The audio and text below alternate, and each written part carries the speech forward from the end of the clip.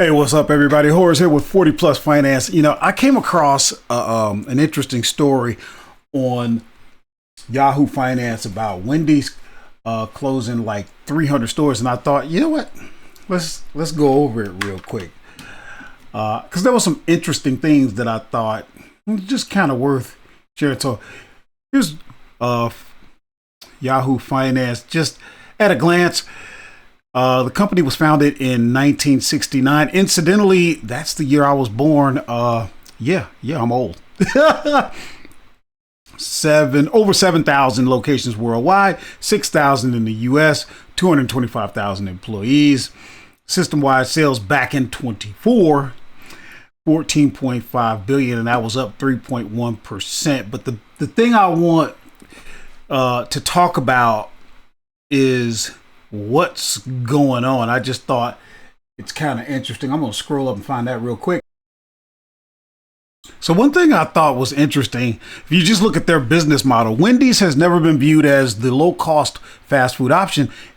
Its decision to focus on quality despite higher prices was a deliberate choice that helped it carve out business from rivals McDonald's and Burger King. I thought that was pretty neat, but it goes on, and now this is also very interesting to me. It says, however, that niche is now working against it as it gets squeezed by casual dining restaurants, particularly Chili's, which are cutting prices to boost traffic and attract cost-conscious customers, eroding Wendy's moat.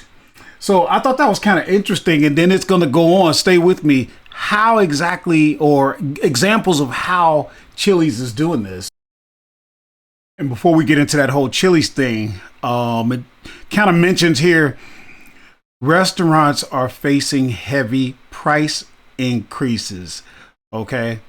82% experiencing labor increases, food cost increases also surpassed expectations. So if we're going to talk about why this is happening, that is major. Not to mention, I'm going to find here, I'm pretty sure a lot of customers don't have the money. Let's see.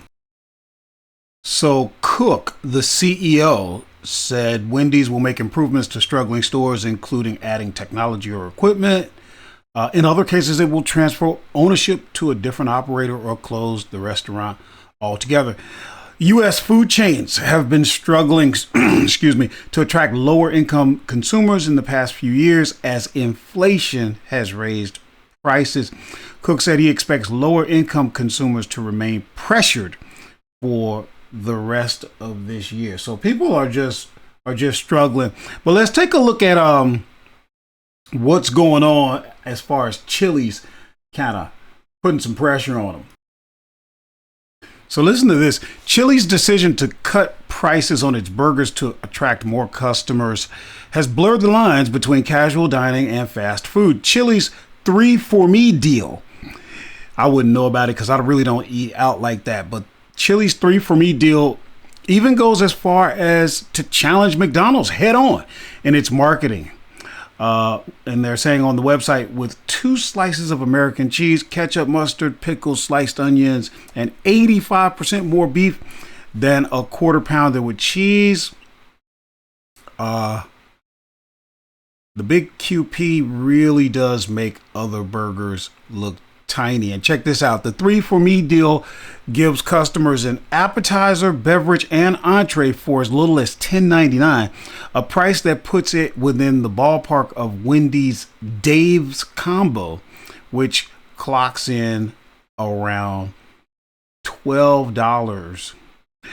Lower cost options at casual dining restaurants and generally higher prices for food away from home are taking a toll on Wendy's. And there was one more thing I wanted to share.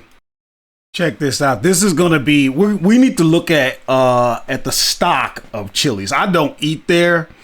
And I don't know who the parent company is, but check it out. Wendy's declining foot traffic stands in stark contrast to Chili's, which saw a surge in foot traffic of 15.4% in the third quarter.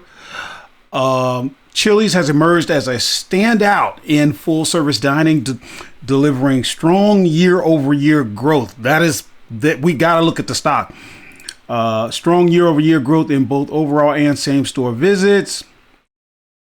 Chili's, for one, continues to emphasize its 3 for Me value play and reinforce value perception.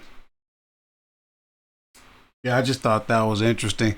And finally, it goes on to say cash-strapped consumers are increasingly skipping drive-thrus for food at home as restaurants across the quick-serve restaurant industry bump up prices to offset tariffs and higher pay. So yeah, that's crazy. But we gotta look. I think it's interesting that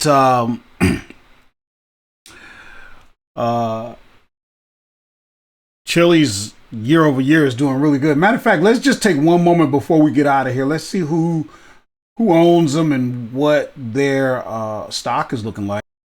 So it looks like Brinker International owns them. I'm still on Yahoo Finance. Franchises, casual dining restaurants, operates franchises, Chili's, Maggiano's, Little Italy, blah, blah, blah. They're out of Houston. I guess they've been out since 75, something like that. Look at the price on that. Whoa. 105.82. That's out of my range because I like the right options. You need 100 shares to be able to write an option. Yeah. So if it's selling for 105.82, I would probably look, and I probably wouldn't even see. It'd probably be 101, 105. Oh yeah, boy, you can make some money on that, but you'd have to have quite a bit. All right, guys, I'll see you in the next video. Stay tuned. Please subscribe, like, share, and all that stuff so you can watch me lose more money. And I'll see you guys in the next video.